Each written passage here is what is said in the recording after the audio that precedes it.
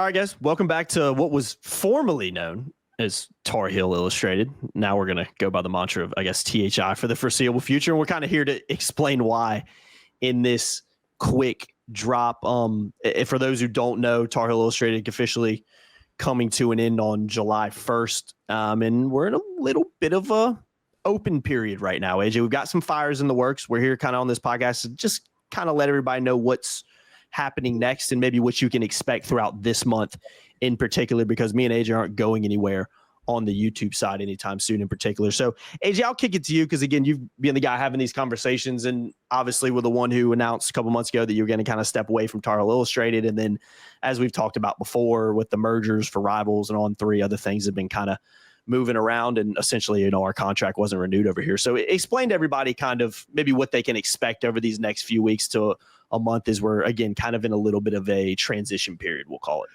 Well, On3 took over Rivals starting July 1st, and my contract ran through July 31st, but I had already made the decision right before the merger was announced that I was stepping away for life balance. I love doing what I'm doing. I love grinding. I love kicking ass. I love doing all that stuff. It's just that the life balance wasn't there. I didn't get to spend enough time with my wife and my daughter.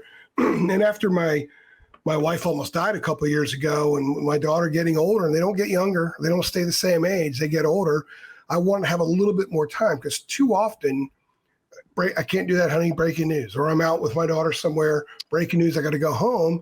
Yeah. And my daughter's going to be 35 years old and say, oh, breaking news. It reminds me when I was doing something with my dad, and he took off and dealt with a 3-star guard, offensive guard from Massachusetts committing to the Tar Heels from the class of 2020, whatever. And I just didn't want that. I still want to do these things. I still want to grind, and I'm going to continue doing it, and I'm going to continue grinding just with the kind of life balance that normal average people have at least some of. I want some of that. You're not asking for a lot, really. No, not really not. I know Kevin was having some fun, that podcast we did, that group podcast, but 32 days off in 11 years. So now a lot of the days I didn't work that much, honestly, like in the off season, a couple hours here and there, but I still had to be on call. Yeah, you can't turn it off. Yeah. So anyway, moving forward, now Tar Heel Illustrated does still exist under On3 now.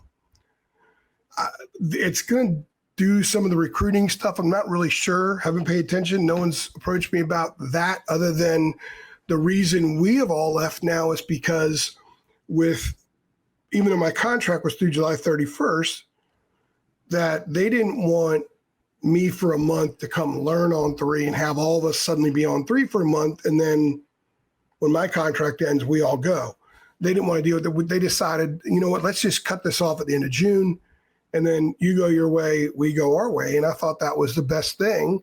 And it's the best thing because we have kettles on the fire, as you've said before. And really, to be honest, we have one specifically that you will see us involved in, but I can't say anything more about it right now for a lot of reasons. One, we're still gathering staff. We're still building on this, and there's just other trees that have to drop in order for us to be able to come forward and say, okay, here's an announcement. Here's what we got going on. But we're not going away. We're going to stay here this month, July, on the YouTube channel, on our Facebook page. We're going to have to change the name of that. Twitter, we're going to have to fix that. Instagram, we're going to have to fix that, do whatever we can do. All those things are still going to be where we're going to put content out. I'm going to have a lot of fun with Twitter/X and the Facebook page, where we have no place to post written articles, but I do have written stuff that I'm going to post in chunks in these different formats, these different platforms. And you and I are going to be banging out daily drops left, right, and center. We're going to continue doing what we do. And we're very fortunate to have this outlet. We're not just stuck on one medium. We have this outlet to do things, and it's a lot of fun. And there's so much to discuss. And let's look at it this way. Football practice starts in a month. They play in 2 months. It's time to roll up our sleeves and start getting into it. Now, July also gives us a little bit of downtime. I'm not complaining about that. But we're not going away. We're going to stay here and this will become something different, the same but different, in a month or so. Yeah. When I say different, I think you're going to like what we're sort of morphing into. Mm-hmm. But we just can't get it out there right now. But I'm very, very excited about it. I'm sure you're excited about it because you're going to be a part of things. Mm-hmm. And I would like to say more, but I just can't. Yeah, we can't. Again, like we said, we hate to come on here and be too coy about stuff, but it's like people understand though until things are finalized and things are kind of set in stone. We can't come on here and talk about things, and it'd be irresponsible for us to do so. So, yeah, but it again, I do agree. It's an exciting time in a lot of ways. It's bittersweet with the THI brand coming to an end. I've been a part of it for 6 years. You've been the publisher, for 11 years. I mean, it is a labor of love, as you called it. And like you've talked about, there's been a lot of work and effort from you and everybody involved with this staff that goes into running this thing and putting out content and recording podcasts and going and traveling to games and the work that goes with that. But again, we do it because we enjoy it. We do it because we have a passion for it. And it's always nice when things can maybe come to an end in not an unexpected way, but come to an end a little bit abruptly, but a potential better opportunity kind of opens itself up. That's always nice. So yeah, I'm looking forward to it. I'm excited and really looking forward to being able to actually come on here and stop being so coy about stuff and be like, this is what's happening here. But again, we're not at that point yet. So I am so excited. Yeah, it's exciting time. I love my 11 years at THI, being a part of the Rivals Network, Yahoo Sports. Yahoo pays me, and then I pay you guys. Mm-hmm. And I've gotten paychecks for ESPN, Fox Sports, and Yahoo Sports. That's not a bad lineup. New York Times. That's not bad. Not bad at all. I don't really know exactly who the next one is, like who actually would be on the head of the when you get the check. Yeah. I look forward to that. But it has been a lot of fun. One of the things I really enjoy about having done this job is previously I covered a broad spectrum of things. When I was at Fox Sports, I was the ACC guy. But I was also Carolina Panthers, Carolina Hurricanes, and at the time, there was still the Charlotte Bobcats. I even covered Olympic table tennis, which is ping pong, qualifying for Canada and United States for Fox Sports. It's over in Cary, by the way. The United States ping pong and Canadian ping pong headquarters are in Cary. And that's where the qualifying was. I went and covered that for 4 days one weekend, and it was a blast. Oh, I bet. I've covered all kinds of stuff. I've been in the right next to the Panthers draft room on draft night. Mm. When they drafted Luke Kuechly, 10 minutes later, we got Luke on about 4 of us in the media. We got this little intercom phone thing. We were there asking him questions. That was a lot of fun. That was cool. Covered a lot of training camps and NCAA tournaments, Final Fours before I was in this job, bowl games. I've covered even some college baseball. At times, some of the Carolina Super Regionals, some UNCW stuff. I covered some UNCW basketball back in the day. But all of it's been like a broad job description. I had season credentials for Wake, Duke, Carolina State basketball and football. Here in this job for 11 years, it's only been UNC. It's the only time my job has ever been focusing on one school. And that's forced me to kind of roll up my sleeves and get much deeper into the soul of the fan base.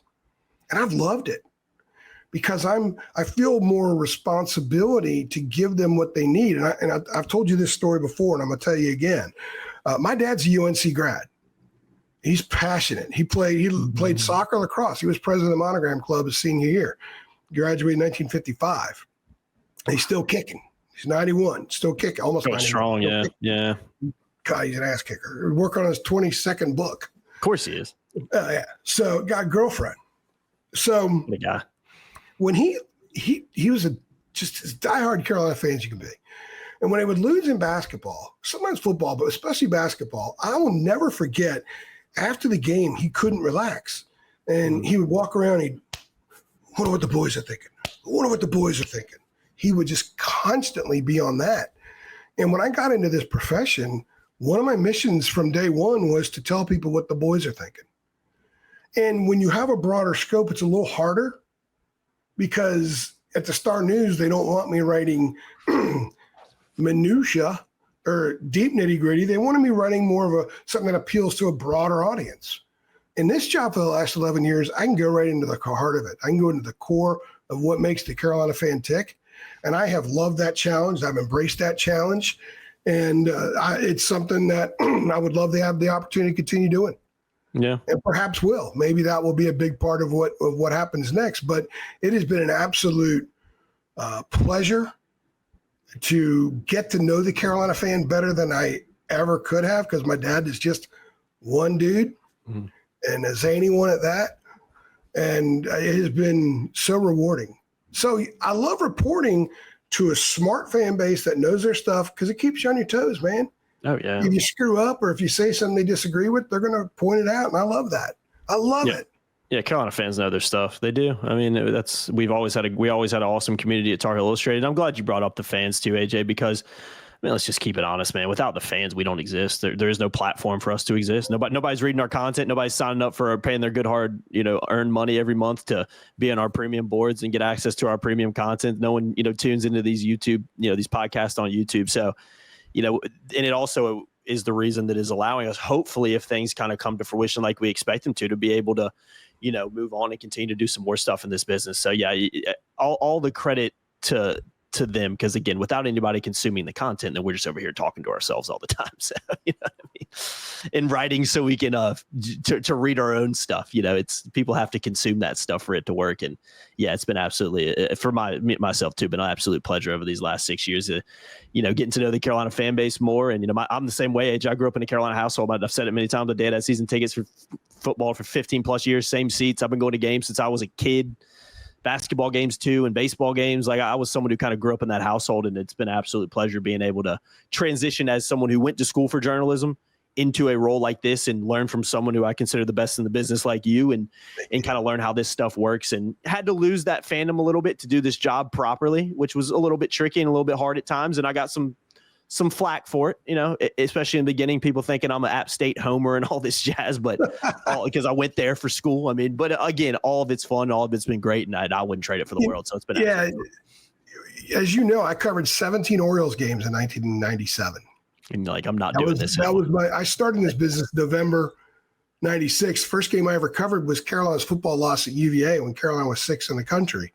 And that was a blown lead at UVA, which was, I think, still the biggest loss in UNC football history. That was the first thing I ever covered. Yeah, it's a heck of a game. And then that following baseball season, I was still up in the D.C. area, and I had a newsletter. And I got credentialed to cover some Orioles stuff. So I covered 17 games. And one night on a Friday night, Mike Messina, who's now in the Hall of Fame, had a perfect game going through 8 innings against the Cleveland Indians, who were loaded. Albert Bell, Baerga, I think Manny was still with him, Jim Thome. I mean, you talk about Hall of Famers. Baerga's not a Hall of Famer, but he was a great player at the time for a while. And in the top of the ninth with 1 out, Sandy Alomar Jr., catcher, lined a single to left field, broke up a perfect game.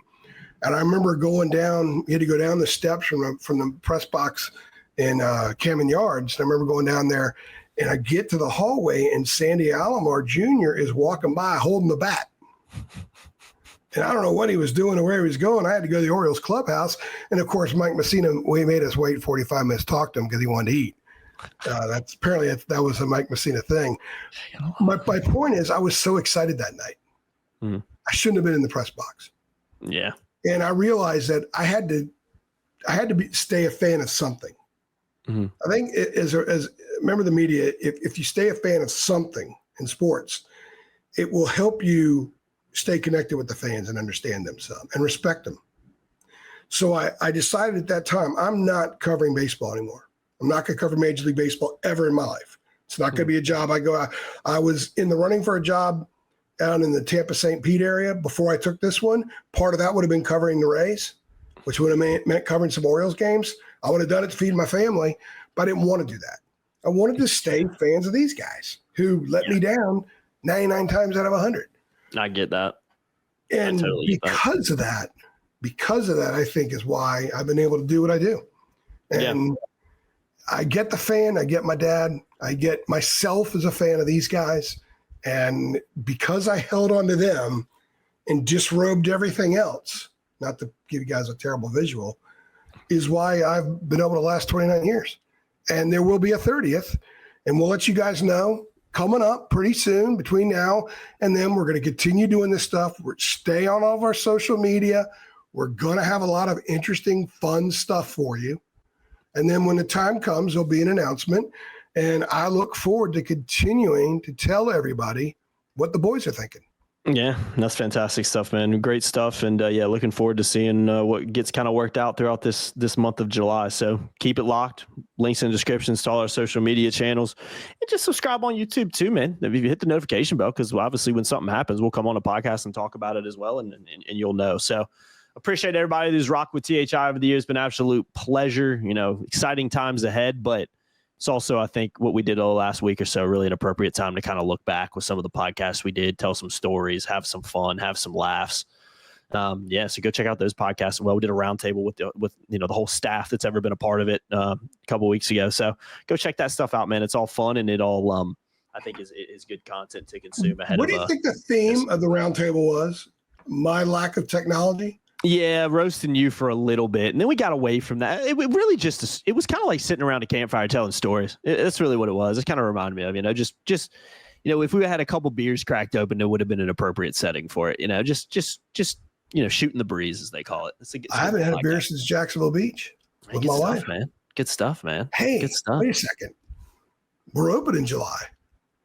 Maybe this is the month. Maybe I should go have one. Maybe you should. Well, I'm going back home. I'm going back up to D.C., Alexandria, Virginia at the end of the month. So maybe I'll save it up for that. Yeah, save it up for that, man. Yeah, you deserve it. I think you've earned it over the last 11 years and last 29 years to maybe crack open a beer in July. Heck, even the football coaches don't work much in July, so I think you can probably get away with it a little bit. You know what I mean? It's a good time to. I've known a few coaches in most sports that would only drink in the off season. Yeah, I get it, man. I get it. I totally. I knew a former basketball coach who wouldn't drink at all from like the middle of September to the middle of April, but would sit out in the backyard a lot during the off season, light that grill and just knock a few back. That's nice. Yeah. I mean, I can imagine, especially with the grind of being a freaking college basketball or football coach. I mean, yeah, when that downtime doesn't come very often, so you got to take full advantage of it. I know we can relate to that a little bit in this business too. So yeah, man, appreciate everybody who's rocked with us. Stay tuned for what's ahead. And just, like I said, hit the notification bell, subscribe on this YouTube channel, because we'll have plenty of content coming in July on this side. So I've been Jacob Turner. He's been Andrew Jones. Like the video below, share it with your friends, tell everybody so they can kind of maybe get in the mix with what may be coming next, and yeah, keep rocking with us, because exciting times ahead. God willing, everything works out. So thanks, guys. See y'all next time. Thanks.